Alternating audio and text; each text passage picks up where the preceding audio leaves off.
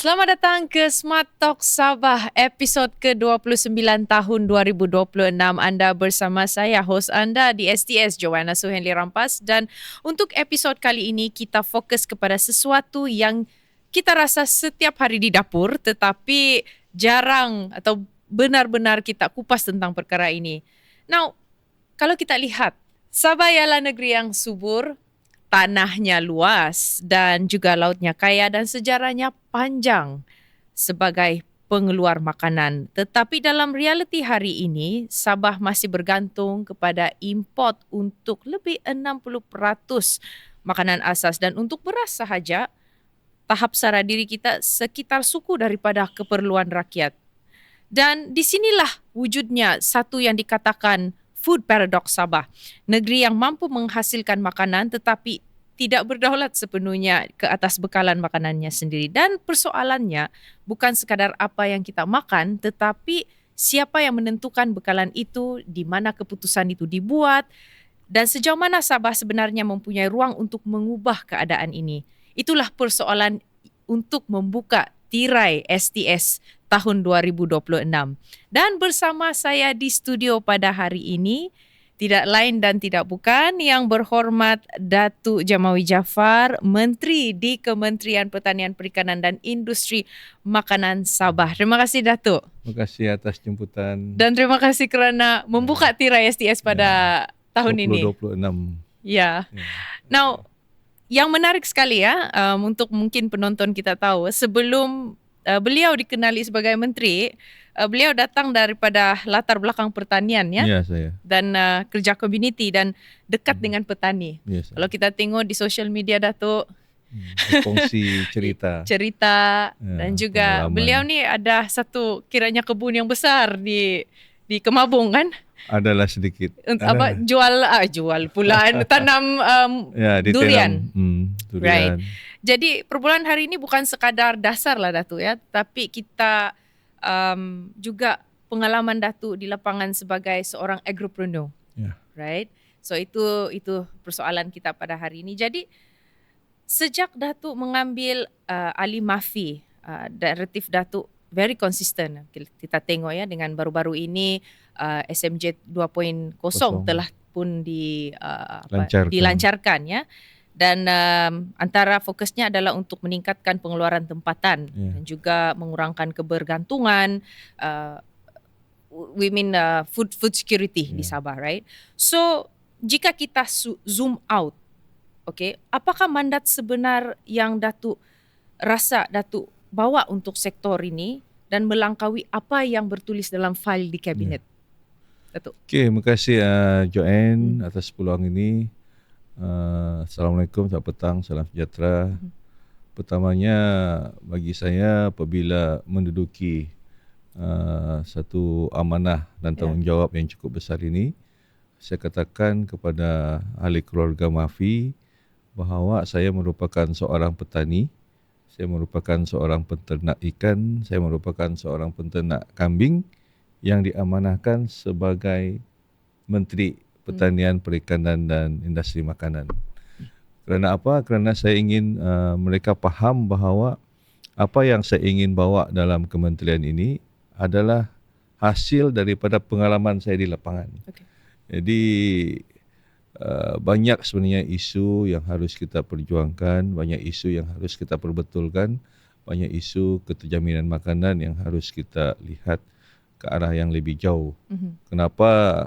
Seperti Joanne katakan tadi, negeri yang subur, tanah yang luas, tetapi kebergantungan makanan import terlalu tinggi. Contohnya beras, kita SSL 19%. Yeah. Kemudian jagung untuk makanan ternakan kita hanya 2.5%. Okay. Dan begitu juga tanaman-tanaman yang lain. Kalau bilang ayam kita 95%, kalau bilang tenusu kita 95%. Tetapi kalau kambing kita 35%, lembu daging kita 35%. Yeah. Jadi banyaklah kebergantungan makanan yang daripada import. Jadi di sinilah yang saya ingin cuba susun atur supaya keterjaminan makanan untuk negeri Sabah ini akan dapat kita pertingkatkan daripada segi pengeluarannya, daripada segi kualitinya dan juga daripada segi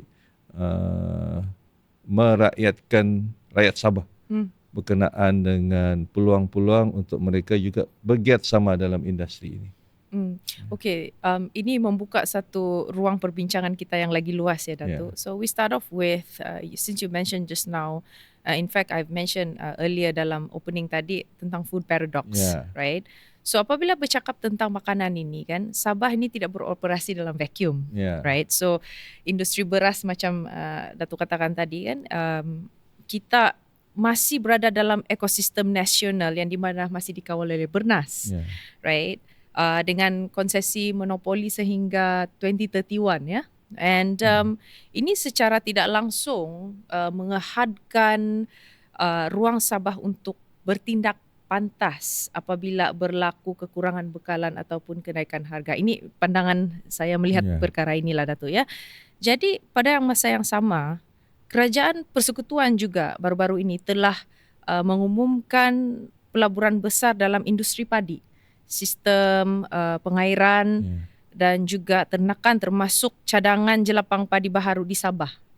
Ya, jadi dari sudut Datuk ya, apakah window of opportunity untuk Sabah di sini, dan now you are the Minister of MAFI, untuk mendapatkan lebih banyak policy space dan bukan kita sekadar penerima projek sahaja. So kita menyedari bahawa industri padi atau beras ini dikawal selia oleh Bernas.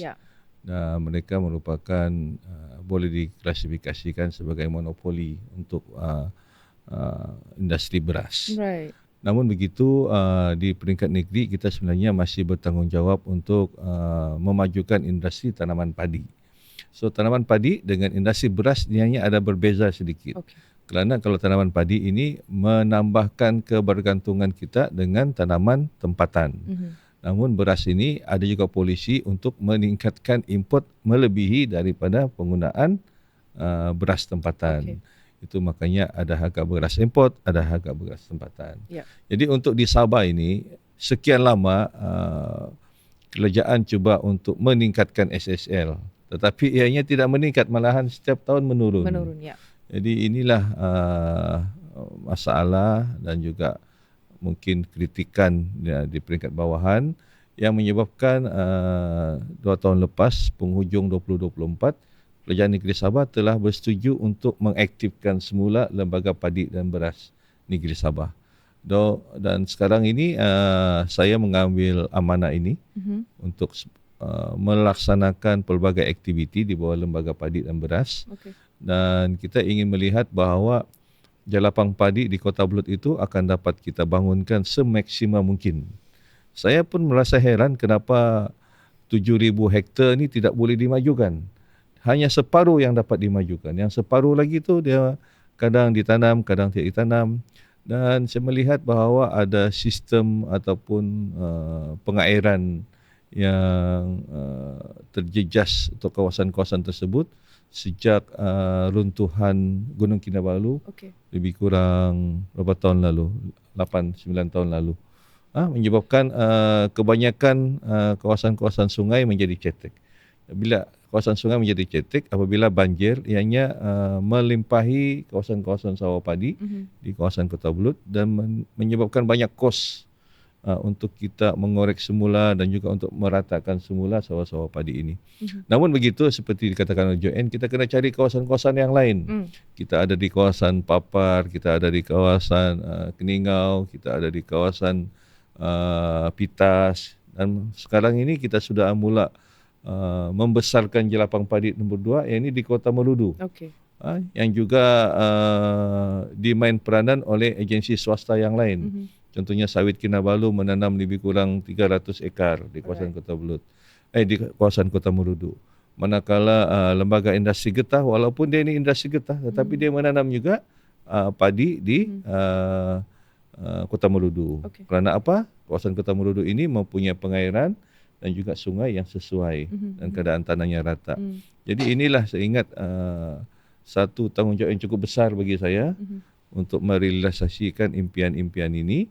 Dan saya bertekad untuk sekurang-kurangnya musim penanaman akan datang ini bulan 3, saya akan berkampung di kawasan Ketabulut dan di kawasan Ketamurudu. Saya tidak akan balik ofis, saya tidak akan balik rumah dalam tempoh 3-4 hari untuk melihat sejauh mana yang boleh kita bantu petani dan juga kita punya agensi-agensi supaya kita boleh selesaikan isu-isu ini di lapangan. Right. So ini yang Datuk katakan merakyatkan Ya, pertanian. merakyatkan Ya. pertanian. Dan saya rasa ini cukup baik ya, satu usaha yang cukup baik Datuk, sebab you are going to the ground and looking at, ini yang orang bilang turun padang lah, Ya, betul-betul turun kan. padang. Sebab the point is what we're trying the point I'm trying to make here is that kebanyakan polisi kita yang ada bukan saja pertanian, tetapi let's talk about the issue of policies and governance as a whole ya. Sebenarnya banyak yang kita lihat dia top to bottom, right? Ya. Tapi mungkin Datuk dengan Datuk diberikan mandat, seboleh-bolehnya Datuk kita boleh melihat bagaimanakah kita bukan saja merakyatkan tetapi memajukan lagi pertanian kita di Sabah. Ya.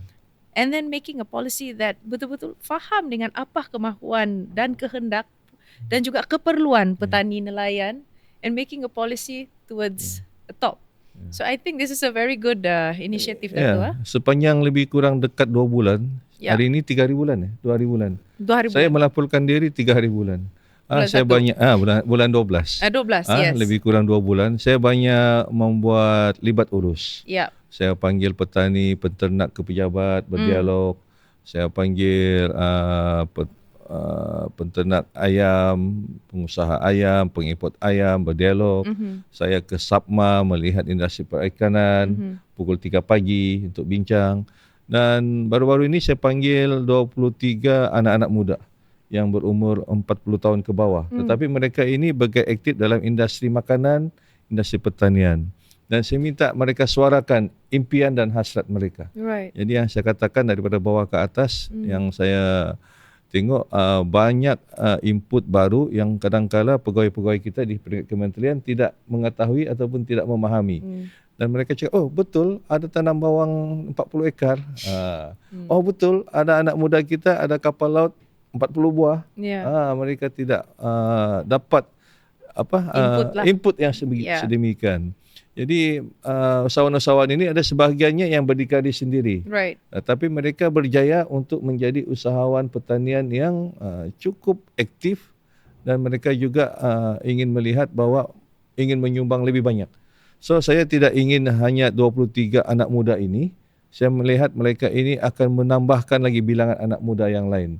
Itu makanya saya wujudkan satu program, ya ini mentor-mentee yang akan dilancarkan oleh Yang Amat Berhormat Ketua Menteri 15 hari bulan ini di Tuaran, sempena pelancaran saya punya inisiatif kebun dapur.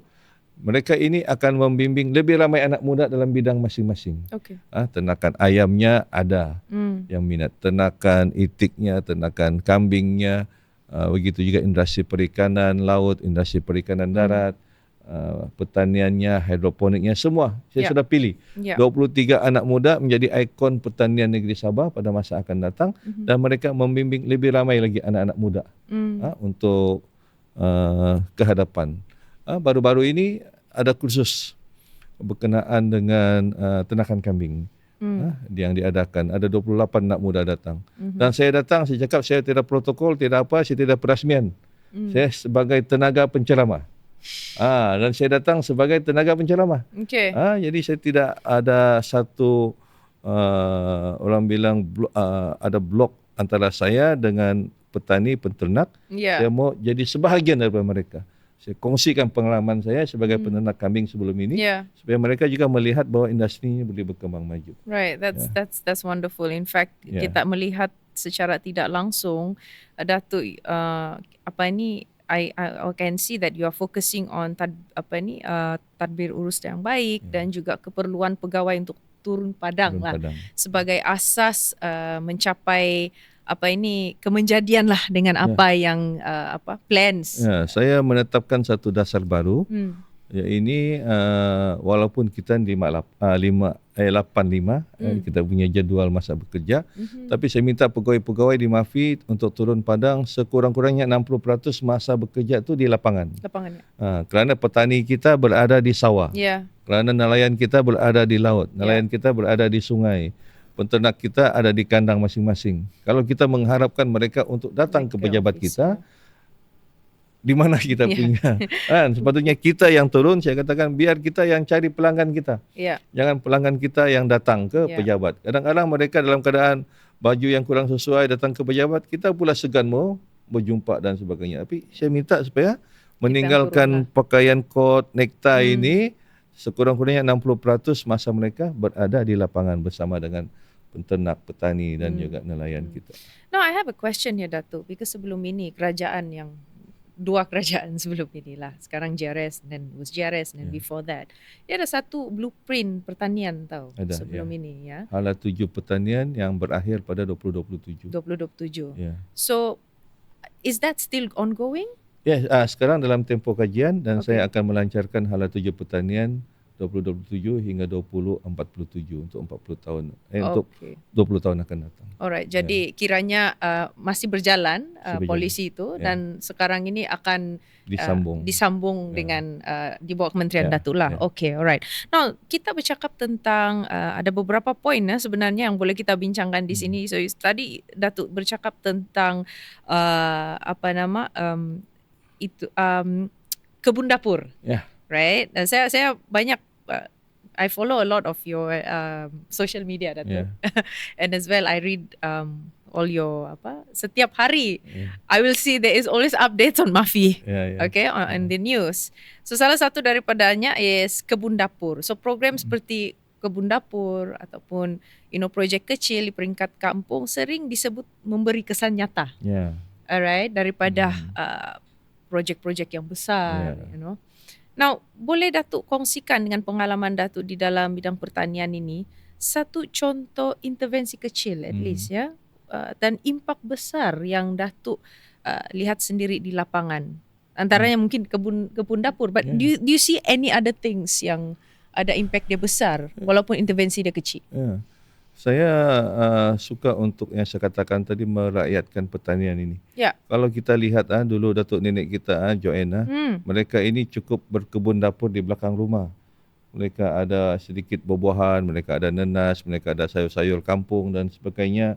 Mereka ada lebih kurang 10-12 ekor ayam, ada itik, ada angsa di belakang rumah, ada kolam kecil, ada tilapia dan sebagainya. Tapi mereka boleh survive untuk menyekolahkan 6 anak dan sebagainya. Jadi inilah yang ingin saya buat, bahawa walaupun nilainya ataupun modalnya kecil, tetapi impaknya cukup besar. Mereka boleh menyekolahkan anak-anak mereka. Mereka boleh sampai anak yang saya ini, anak orang miskin nih, yang dibesarkan hasil daripada kebun dapur. Tetapi berupaya untuk masuk universiti dan sebagainya dan keluar, barulah kita membesarkan kebun dapur kita yang diusahakan oleh mak bapak kita menjadi komersial pada masa-masa tersebut. Jadi ini yang saya katakan, bahawa saya ingin melihat bahawa walaupun low cost tapi dia high impact. Maksudnya saya mau mewujudkan suasana rakyat kita melaksanakan kebun dapur di belakang rumah masing-masing, yang sudah kurang orang buat sekarang ini. Jadi impak dia apabila kita ada hasil sendiri, keterjaminan makanan tu ada. Dan juga yang keduanya keselamatan makanan.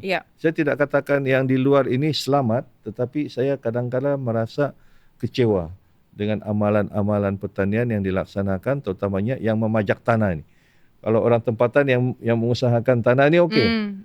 Saya tak perlu sebutlah di mana, tetapi kadang-kadang bila dia lebih kepada kualiti, dia lupa kepada kuantiti yang harus dia keluarkan, bahawa itu tanggungjawab dia untuk menyediakan makanan yang baik daripada segi kesihatan untuk rakyat Sabah. Kita ingin melihat satu sayur daun yang cantik, yang seolah-olah apabila kita beli sedap, sihat dan sebagainya. Tetapi di belakangnya kemungkinan ada kimia yang digunakan. Ini yang saya ingin mengurangkan. Jadi itu makanya saya bilang keterjaminan makanan tu ada bila kita usahakan kebun dapur. Dan yang keduanya adalah keselamatan makanan itu ada. Jadi impak dia adalah kepada masyarakat kita, kesedaran mereka untuk mendapatkan sumber makanan yang diyakini akan dapat memberikan lebih masa untuk mereka dapat makanan yang berkhasiat. Itu keduanya. Ketiganya, saya ingin mengamalkan satu ujung minggu, suasananya bersama keluarga. di mana bercocok tanam, pegang cangkul, ataupun kalau yang moden sikit guna hidroponik dan sebagainya. Malahan kawan-kawan saya ada sebagiannya menghantar gambar dia gantung dia punya set golf. Golf set dia gantung sudah. Golf set, okay. Maksudnya dia sudah tidak Pergi main bermain golf ujung minggu. Tapi dia menunjukkan kepada saya dia mengusahakan tanah kecil di belakang rumah bersama dengan keluarga dan anak-anak. Dia cakap ini lagi mengamankan dan mendamaikan dia punya perasaan dia berbanding dia selama ini meluangkan masa di padang golf. Jadi ini semualah yang saya katakan bahawa faktor-faktor yang menyeronokkan apabila saya cuba untuk memperkenalkan inisiatif kebun dapur ini. Okay, speaking about kebun dapur, ya, let's bring this conversation further. Okay, kita bercakap tentang anak muda tadi. Datuk bilang di mana ramai bertemu dengan anak muda. Now, kalau kita lihat masalah pengangguran anak muda di Sabah ini cukup tinggi. In fact, kita lah yang tertinggi di Malaysia. Okay, dan 4.2. Yes, and then lebih kurang about almost 200,000 pengangguran setiap tahun, right? And see, that's the thing. Anak-anak muda ini sekarang ini cakap memang kurang kerja dan sebagainya, tapi ada satu pepatah yang mengatakan berbudilah kepada tanah, maka akan ada pulangan lah kan, kiranya kan. Tapi ramai anak muda Sabah ini masih tidak melihat pertanian ini dan perikanan ini sebagai satu kerjaya, right? Walaupun sektor ini penting dan in fact untuk mengurangkan pengangguran, why not? Yalah ikut jejak Datuk sebelum berpolitik, jadi agropreneur. Okay. Jadi jika Datuk bercakap terus tentang kepada seorang anak muda, let's say lah 25 tahun di kawasan pedalaman. Okay, there are two situations. Satu di kawasan pedalaman dan juga satu di bandar. Right? Dan mereka melihat pertanian dan perikanan ini, they're very skeptical. Macam betulkah aku ni mau jadi petani kan? So the idea of petani kan macam getting your hands dirty and so forth, right? So Datuk, apakah pitch Datuk yang paling jujur kepada anak-anak muda yang meyakinkan bahawa sektor pertanian ini adalah satu kerjaya yang boleh mereka they can be a petani moden lah kiranya begitu. Saya selalu menggunakan tagline jangan malu jadi petani. Okay. Sebab ada sebagai anak muda kita ni menganggap bahawa pertanian ini adalah satu pekerjaan yang kotor, bergelombang dengan tanah dan sebagainya, pakaian compang-camping. Tetapi dengan tagline ini sejak lebih kurang 5 tahun yang lalu bila saya sendiri mengusahakan, ada beza tau Joanne. Kau yang jarang pegang cangkul tapi kau mau show off, tunjuk. Okay. Banding dengan kau memang betul-betul pandai pegang cangkul. Ada beza dia. Alright. Jadi anak muda ni kadang-kadang melihat, Tok saya tengok kau kan, dia bilang kau betul-betul buatlah. Bukan yang lakonan punya. Di situ yang mereka menarik perhatian mereka lah.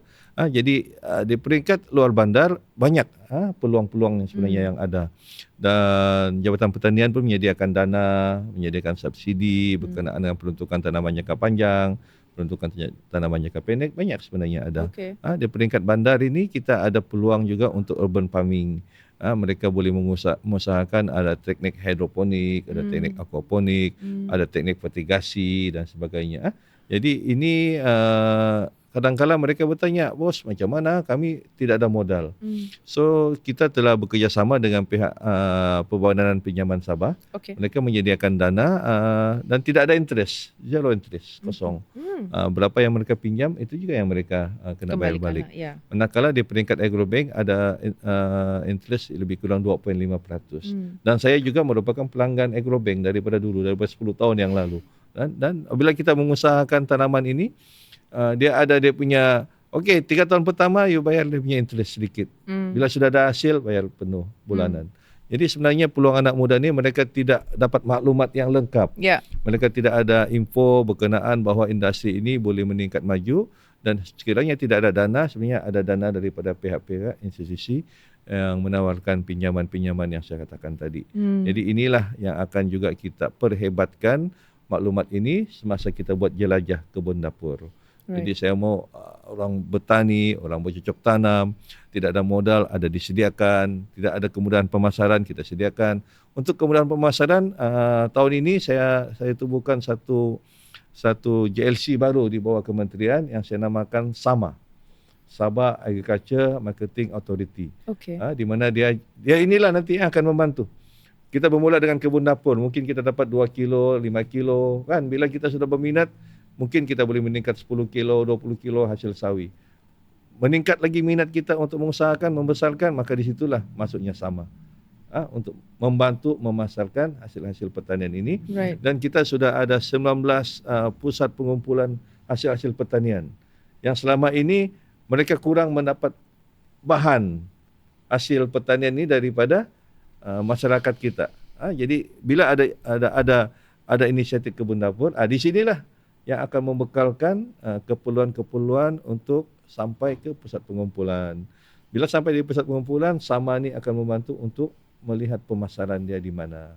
Sama ada untuk tempatan ataupun untuk ekspor. Jadi saya punya kerangka ni lebih kurang 2 bulan ni nak senang duduk ni, Joanne. Kadang-kadang malam pun saya mengigau. Isteri saya bilang, kenapa kau ni? Aku masih berfikir lagi. Bagaimana untuk memajukan sektor ini, yang orang mudanya ada, orang lamanya ada, dalam masa yang sama, jalinan ekosistemnya akan berjalan dengan cukup baik sekali. Right. Datuk, you mentioned about pusat pengumpulan, right? Dan ini sebenarnya agak dekat dengan hati saya. Sebab kenapa? Di kawasan kami tu di Kiulu, kami ni petani di sana selain potong getah, kami ni banyak penanam nenas, right? Jadi sejak since I joined politics lah in 2018, antara salah satunya yang sering, dan in fact the YB now also membawa ini adalah untuk membuat satu pengumpulan hasil tanaman di Kiulu itu sendiri, terutamanya nenas. Sebagai contoh, kami panggil nanas kami nanas madu. Dan banyaklah petani-petani terutamanya di kawasan Lembah dan juga Nabalu di sana, yang di mana mereka menanam nenas. Tetapi apa keluhan orang-orang kampung di sana? Ini sebagai contoh. Ini contoh, saya rasa lagi banyak tempat yang lain di mana mereka terpaksa tiada tempat pengumpulan nenas, right? Dan terpaksa mereka jual sendiri. Ya. Jadi saya rasa ini bukan di Kiulu sahaja, tetapi di tempat-tempat lain, Datuk. Jadi potensi itu sebenarnya ada, right? Kalau bukan pengumpulan pun mungkin kilang-kilang kecil, pemprosesan dan sebagainya. Jadi do you see this antara salah satu cara untuk memperkasakan petani-petani kita terutamanya di luar bandar? Sebab seperti mana kita tahu, Datuk, kalau kajian di OSM menunjukkan bahawa petani dan juga pekebun kecil di Sabah ataupun di Malaysia ini, mereka ini berada di kelompok B40. Right? Dengan harapan penanaman ini mereka keluar daripada kelompok B40 ini. Jadi kos pengeluaran pun mahal. Sewa tanah pun jangan cakap lah, right? So kiranya apabila dia punya margin tu sampai 70%, berapa sajalah kan orang ini. Dan ini keluhan orang kampung sentiasa dia bagi tahu sama kami. Dia bilang dengan saya dan juga pemimpin-pemimpin yang lain, dia bilang kami punya untung sikit saja. Now contohlah macam tiada pusat pengumpulan di sana kan, ataupun kilang pemprosesan. Kalau tiada yang dia orang dapat jual, dia rosak sajalah begitu. Itu satu. Kedua, kadang-kadang terpaksa they have to drive all the way sampai Sepitang lah. Jauh untuk mau jual and pergi ikut tamu-tamu itu. Sudah tuh, how do you see this? Macam mana mengurangkan logistik para petani ini yang orang bilang kan, they can go further, but tetapi dengan kekangan logistik, jalan, air lagi yang tidak ketentuan, Datuk. How do you see you can solve this dalam penggal, Datuk, di dalam MAFI ini? Saya awal tahun lepas saya berada di Kiulu, Dewan Masyarakat Kiulu. Saya jangkakan mungkin 100-200 orang yang hadir. tetapi lebih 400 orang yang hadir. Banyak petani sana tuh. Ya, mereka dahagakan ilmu dan mereka dahagakan pengetahuan-pengetahuan baru. Correct. Saya katakan mereka bahawa dalam pertanian ini kita kena pilih variety yang mempunyai pasaran. Kalau kita menanam durian, jangan kita tanam durian kampung. Kita tanam durian Musangking, Blackthorn, ataupun sekarang yang sudah mula popular balik adalah Kinabalu King. Ianya mempunyai pasaran yang cukup baik di negeri kita. Begitu juga kalau kita menanam nenas, jangan kita tanam nenas biasa. Jangan tanam nenas paun, jangan tanam nenas madu. Paun. Yes. Kita tanamlah nenas MD2. MD2 ni sekarang kita mempunyai permintaan sebulan 5 kontainer. Tetapi yang kita dapat hasilkan hasil daripada projek nenas di Kampung Kanak di Kota Maludu 500 ekar hanya lebih kurang 2 kontainer 1 bulan. Jadi potensinya ada. Begitu juga kalau kita ingin menanam tanaman-tanaman yang lain, kita lihat apa dia punya variety yang memenuhi pasaran di luar. Kalau avocado, jangan tanam avocado kampung, kita tanam avocado Queen Hill avocado ataupun KAV1 yang mempunyai pasaran yang cukup baik di semenanjung Malaysia. Jadi inilah juga yang saya didik dalam lebih kurang 8 tahun saya aktif dalam media sosial. Saya didik kita punya petani supaya menanam tanaman yang ada pasaran yang baik. Jadi mereka nak perlu lagi ke sana ke sini untuk menjual, malahan ada importer datang terus ke ladang masing-masing. Jadi pasal pusat pengumpulan ni ini penting. Kerana bagi saya kuantiti itu adalah satu benda yang harus kita persembahkan kepada pengusaha yang ingin mengusahakan untuk mereka membeli secara pukal.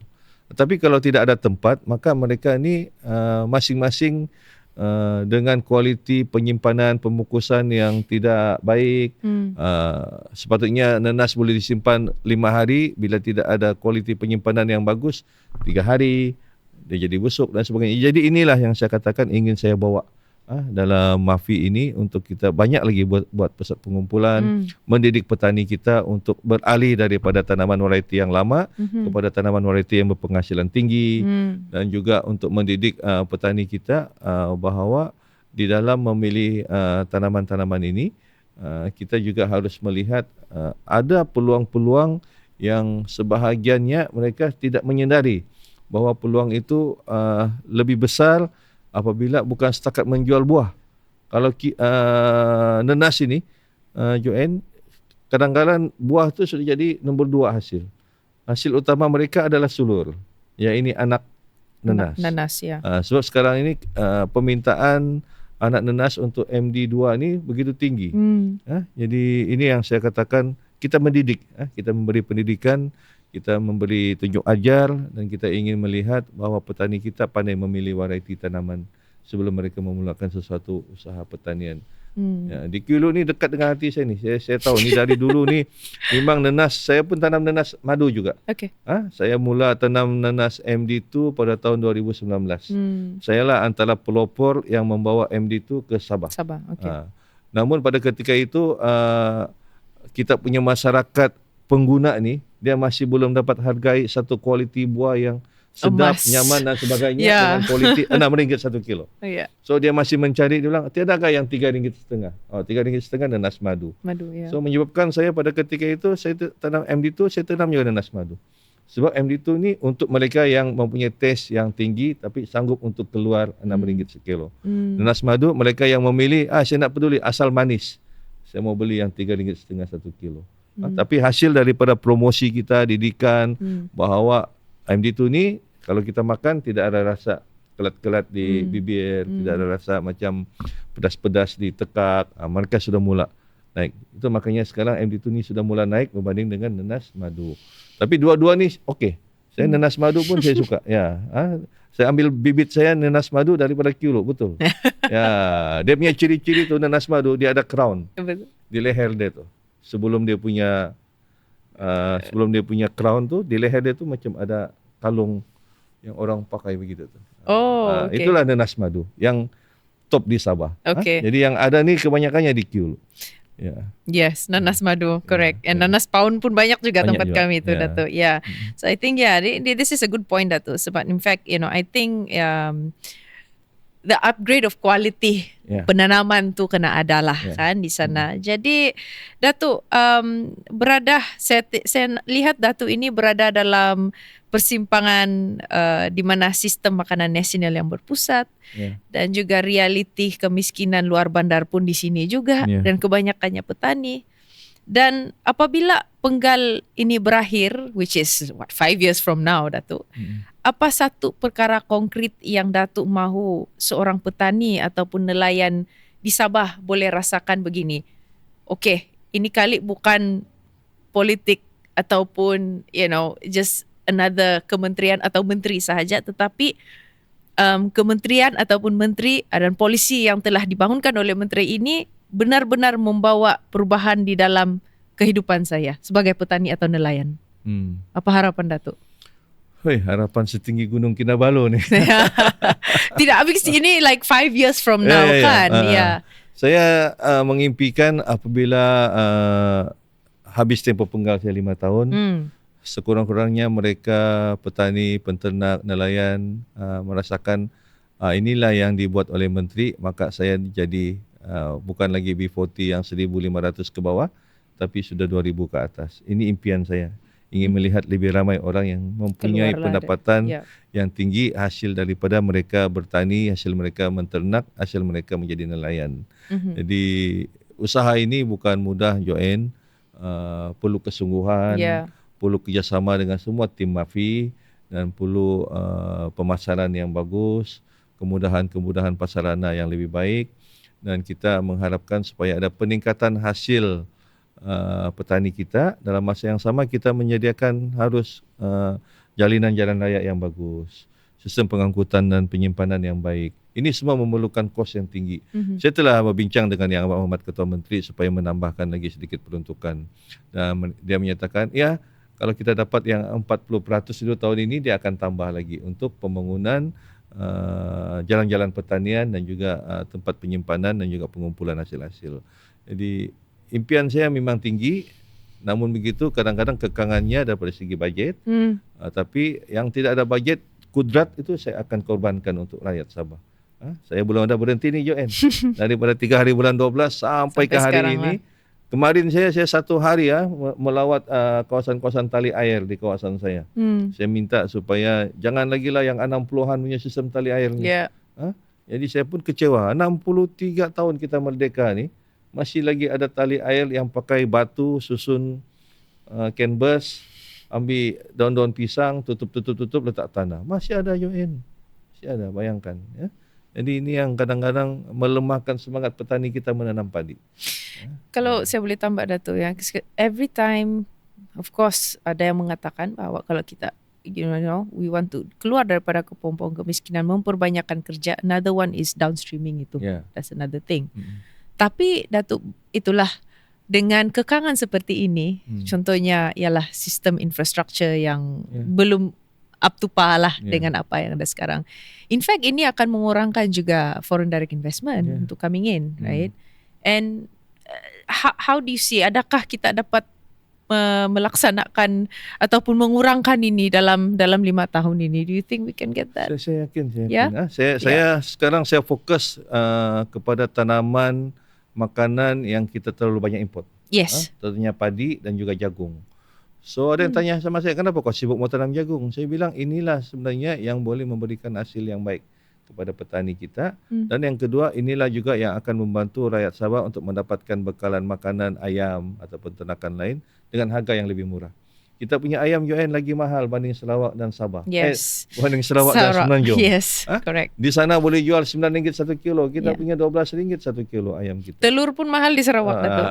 Jadi di Sabah, telur murah di Sarawak. Jadi puncanya adalah itulah industri tanaman makanan kita bergantung 98% kepada import. Jadi kita mempunyai tanah yang subur, Joanne cakap, tapi tidak ada yang mengusahakan jagung secara besar-besaran. Dan saya sudah dapat 2-3 syarikat yang akan cuba mengusahakan melabur dan sebagainya. Kemudian saya dapat sedikit peruntukan daripada Kementerian Pertanian, Keterjaminan Makanan di peringkat persekutuan untuk mereka membantu kita daripada segi kejahteraan. Kerana tanam jagung ni kalau kau buat kecil-kecil susah mau untung. Tapi kalau kau buat komersial 1,000 ekar, tapi kita perlukan mesin-mesin. Kita kena mekanisasi. baru dia boleh dapat julat keuntungan yang baik dan juga dapat memberikan harga jagung per kilo yang lebih murah banding kalau kita import. Jadi ini yang saya ingin laksanakan dalam tempoh 5 tahun ini. Sekurang-kurangnya kita naiklah 10% ke 15%. Kalau kita boleh mencapai 20% jagung pun kita akan dapat mengurangkan sedikit harga makanan jagung, maka kita boleh mengarahkan peternak jagung untuk peternak ayam untuk mengurangkan sedikit harga ayam. Yang padi ini Joanna, saya dulu pegawai pertanian Joanna. Yes. Saya dulu pegawai pertanian.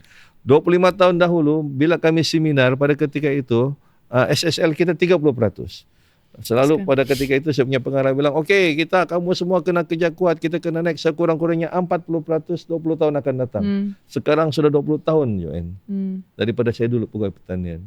Bukan naik 40%, dia turun pergi 19%. Ya. Jadi ini yang saya katakan, saya mau duduk dengan pengusaha-pengusaha padi ini, saya mau duduk 2-3 hari, biar saya nak balik pun saya, kalau tidak rumah pun saya bilang saya berkemah. Saya cakap dengan pegawai saya. Untuk saya menyelami sepenuhnya apa isu yang kita nak bully ni. Apa isu. Apa yang saya boleh rangkum di sini Dato', I think apabila bercakap tentang mekanisasi tadi, right? And you also mentioned about smart farming for this kan, and also precision agriculture. Yeah. And perlu ada pemodenan dalam sistem pertanian kita dan juga kita perikanan yang ada di Sabah. In fact kalau kita tengok Dato', banyak sebenarnya kita punya ikan-ikan ini semua kena import juga kan, bukan pertanian saja. Tapi apa yang saya tahulah, okay, of course I'm not in the loop lah when it comes to the business itself, but of course kita bercakap dengan ramai tauke-tauke ikan dan sebagainya. Ikan-ikan yang kualiti dia bagus ini semua kena hantar pergi Hong Kong dan sebagainya. Yang kita makan ini macam mana Datuk? So how do you see this? Begitu juga kalau kita punya hasil pertanian yang grade A ni selalunya untuk ekspor. Ekspor ya. Begitu juga kita punya hasil ikan, kerapu, udang dan sebagainya, ini banyak pergi Hong Kong, pergi Taiwan. Dan ribu saya dengar kalau jual sana. Jadi inilah bukan bilang rakyat Sabah makan makanan yang second class, tidak. Tetapi inilah keperluan sebenarnya dalam industri. Apabila kita boleh mengeluarkan hasil yang berkualiti tinggi, masyarakat di luar sanggup untuk bayar lebih untuk dapatkan hasil dan kualiti yang bagus. Jadi itu kebaikan untuk kita di Sabah. Kalau bilang makanan kalau bilang ikan ni kita 100% kita SSL. Makanan kalau yang biasa-biasa lah ikan basung kah, ikan lumahan kah, ikan apa kan, ini kita memenuhi keperluan. Cuma ikan-ikan yang bernilai tinggi, ikan tuna, ikan-ikan yang lain, ini kita masih ada bergantung kepada import. Malahan sebenarnya dalam blue economy ni, kerajaan negeri menyediakan peluang sebaiknya untuk kita menceburi industri ikan laut dalam. Dan kita juga sudah ada dihubungi oleh beberapa pihak untuk kita menyediakan jeti untuk pendaratan laut dalam, terutamanya ikan tuna ni. So perairan kita ni sebenarnya banyak tuna ni.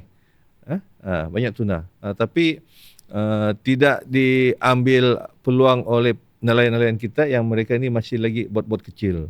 Itu makanya kalau kita lihat nelayan daripada Vietnam sampai di perairan kita, nelayan daripada China sampai di perairan kita kerana mereka memburu ikan tuna yang ada di perairan Sabah. Jadi inilah lagi satu tanggungjawab kita untuk supaya nelayan di Sabah dapat dipertingkatkan, memiliki bot yang lebih besar dan mereka akan dapat menangkap hasil-hasil. Ikan tuna ni satu ekor mau dekat 200,000, 100,000 nilai dia. Yang besar lah, yang 100 lebih kilo. Baru-baru ni di mana? Di Jepun kan, dia buat lelongan sampai 1.2 juta harga kita. Satu ekor. Tuna yang sirip biru lah. Kita di Sabah ni lebih kepada sirip kuning. Okay. Right. So, Datuk, saya sekarang mau mengalih sikit daripada dasar Sekarang kita cerita politik sudah. Oh boleh, bisa. Bukan kita mau mencari sensasi lah Datuk, tetapi sebab politik ini menentukan jugalah sejauh mana dasar boleh berfungsi di Sabah. So apabila kita melihat perjalanan politik Datuk ini kiranya mencerminkan satu reality yang ada di Sabah lah. Agak berwarna-warni, tetapi at the end of the day apa yang penting adalah how do you serve the rakyat lah, kan? Kiranya orang ada yang boleh mengatakan bahawa parti politik ini adalah sebagai wadah, tetapi ada juga pendapat yang lain yang mengatakan bahawa politik bertukar-tukar jersey ini macam seolah-olah lompat-lompat lah, kan? Jadi how do you put yourself into this, Datuk? Dengan opinion yang seperti ini yang mengatakan bahawa yalah Datuk balik-balik tukar parti, tapi whatever it is at the end of the day, apa yang boleh disumbangkan kepada rakyat. Tapi what's your comment on this? Ya, ini soalan agak panas sikit. Ya, sukar untuk dijelaskan. Hanya yang mengalami, memahami apa yang berlaku.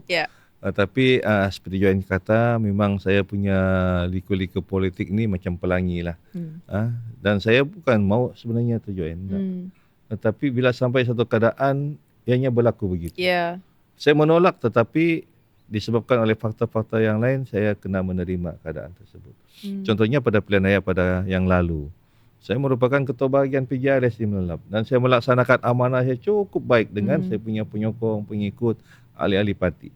Tetapi akhirnya di hujung-hujung, saya diminta untuk bertanding atas tiket Pakatan Harapan. Dan bukan mudah Joanne. Tapi saya akur dan saya bekerja untuk memberikan kemenangan kepada parti dan untuk mewakili rakyat di kawasan Melalap supaya perkhidmatan ini akan dapat saya berikan sehabis baik. Dan dalam kempen memang pilihan raya lalu lokal parti itu terlalu orang bilang menjadi satu fenomena di kalangan masyarakat kita. Dan sepanjang tempoh seminggu lebih kurang kempen itu saya terpaksa untuk menjelaskan kenapa saya ada di situ. Kenapa saya bertanding atas bendera yang ini. Dan saya selalu memberikan yang kata Joanne tadi, politik hanya sebagai satu wadah. Tapi saya menceritakan bahawa politik itu ataupun parti tersebut adalah seperti kenderaan kereta. Kereta Mercedes kah dia, Kancil kah dia, Toyota kah dia, Avanza kah dia dan sebagainya. Yang penting dia punya driver, dia punya pemandu dia. Jadi saya ini adalah seorang pemandu yang mungkin diberi peluang untuk membawa pelbagai jenis kenderaan. Tetapi apa saja kenderaan yang saya bawa, semuanya akan selamat sampai ke destinasi. Jadi itulah yang ingin saya bawa, perjuangan itu. Dan akhirnya apabila selepas pilihan raya, dia lantik sebagai menteri. Dan saya sudah tidak lagi membawa naratif politik. Saya tidak lagi membawa naratif politik Semenanjung atau politik Malaya dan sebagainya. Saya hanya menunjukkan keikhlasan saya bekerja untuk rakyat. Memberikan sumbangan kepada rakyat. Dan untuk makluman Joanne, saya juga diangkat sebagai MPP pada kali ini. 2 minggu lepas, mesyuarat Biro Politik PKR telah bersetuju untuk lantik saya sebagai Majlis Pimpinan Pusat. Dan saya gunakan ini sebagai satu jambatan kerana adanya peluang saya bertemu sebulan sekali dengan Presiden. Perdana Menteri lah. Dia juga Perdana Menteri, dia Menteri Kewangan. Jadi ada sebahagian daripada tanggungjawab saya ini memerlukan bantuan-bantuan, sokongan, kewangan dan juga peruntukan daripada kerajaan persekutuan. Jadi saya gunakan itu untuk supaya kita dapat membantu selama mungkin rakyat kita di Sabah. Dalam masa yang sama dapat mengukuhkan hubungan di antara Sabah dan Semenanjung. Dan dalam masa yang sama saya ini selalu juga berkenan, saya bilang, Datuk Seri tolonglah tunaikanlah yang 40% tu. Kerana itulah impian keseluruhan rakyat Sabah. Jadi ada peluang untuk bercerita. Daripada kita menghentam di media sosial, saya ada peluang bercerita dengan Presiden. Straight to the person yang berurusan dengan perkara ini. Okey. Tapi kalau kita bercakap secara jujur lah, dengan melihat keputusan pilihan raya baru-baru ini, PH, in fact DAP was wiped out. PKR was also 2 kerusi PKR lost deposit in fact and then yang kita lihat ini pun semua kawasan-kawasan yang orang bilang akar dia kuat lah PKR ni. Now Datuk, you are a newcomer, suddenly menang kan. So secara jujur kita boleh melihat bahawa PKR dan juga PH di Sabah ini yang seperti yang Datuk katakan tadi, dengan adanya satu fenomena I would say yang gelombang local based party Sabah for Sabahan agak kuat pada pilihan raya yang lalu, negeri yang lalu ya.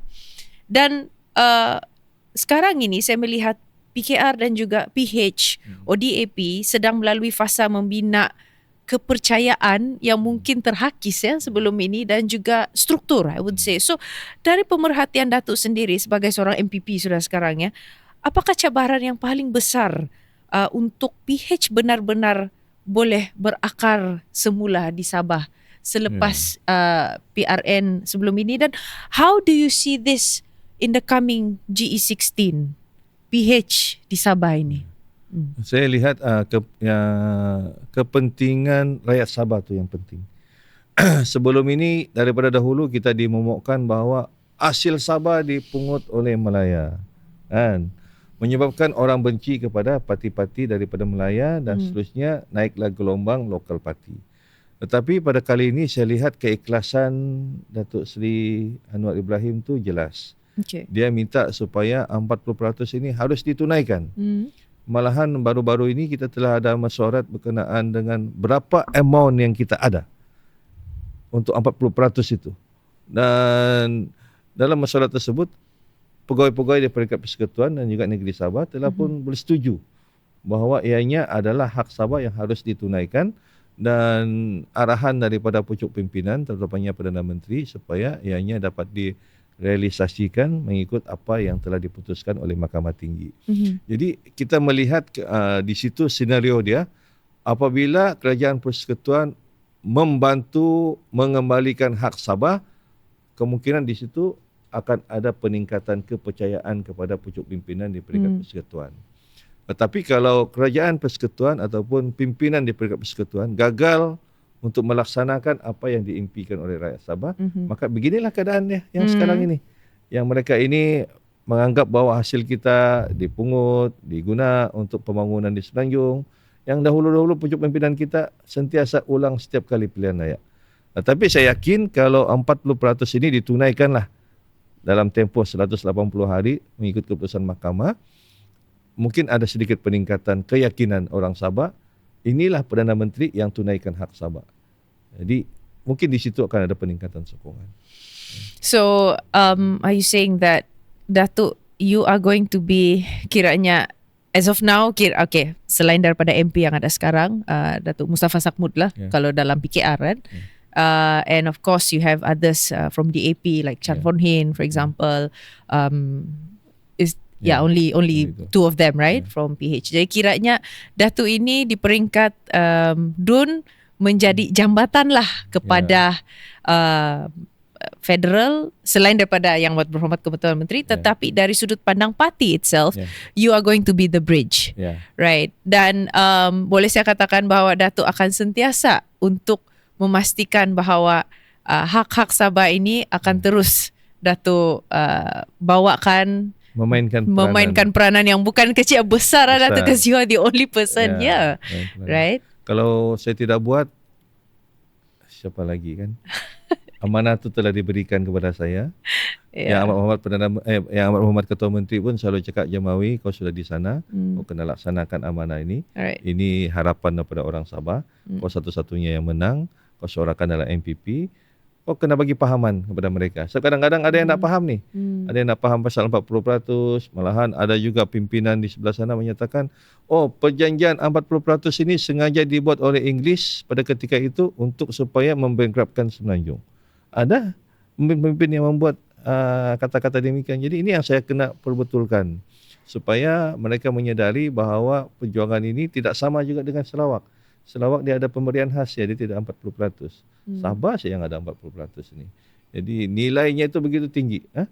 Jadi maksudnya kalau macam sekarang ni kan panas isu ni kan, pasal bilang berpisah, pasal bilang apa lagi, banyaklah istilah-istilah ada yang digunakan. Baru-baru ini yang Menteri Undang-Undang telah mengatakan bahawa ini hasil MA63 when it comes to oil and gas ini tidak termasuk dalam MA63. So ini adalah salah satu yang telah membaurkan so-called panas lah di Ya. parlimen sekarang ya tentang perkara ini. What are your thoughts about this, Datuk? Itulah Sebab Datuk ni orang tengah tahu sekarang. Itu yang saya katakan, mereka kena hati-hatilah menggunakan ayat dan istilah. Walaupun tidak ada disebut secara direct pada ketika itu, mungkin pada ketika itu hasil Sabah pun belum nampak sangat pasal minyak 63 ni kan.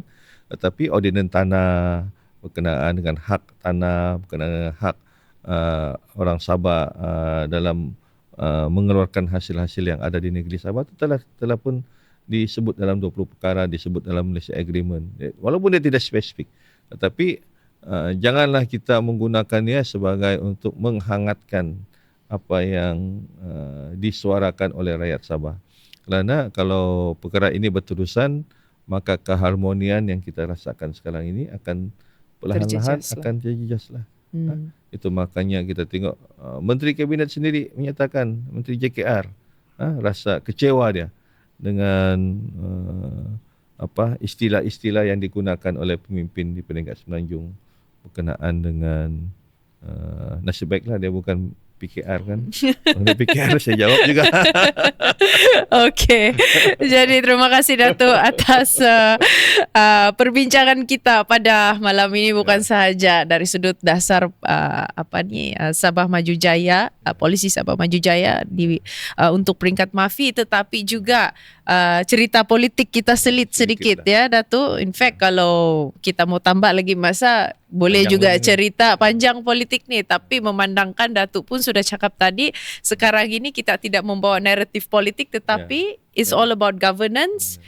And apa yang kita mau adalah satu kemajuan yang ketara lah di bawah your tenureship in MAFI Datuk, di mana kita melihat satu apa orang bilang kenaikan lah ya. Orang kamu bilang dari kenaikan sampai keturunan. Dia bilang jangan yang tiada kedudukan sejak, mesti ada kedudukan ni kali lah. Jadi terima kasih sekali lagi Datuk kerana bersama-sama kami di Smart Talk Sabah dan membuka tirai episod 29 dan ke-29 dan tahun 2026 pada hari ini. Jadi terima kasih kepada semua pendengar Smart Talk Sabah pada episod kali ini, dan jangan lupa untuk langgani dan juga follow dan like di semua social media kami. Sehingga kita berjumpa di episod yang akan datang. Sabah Cakap, Malaysia Dengar.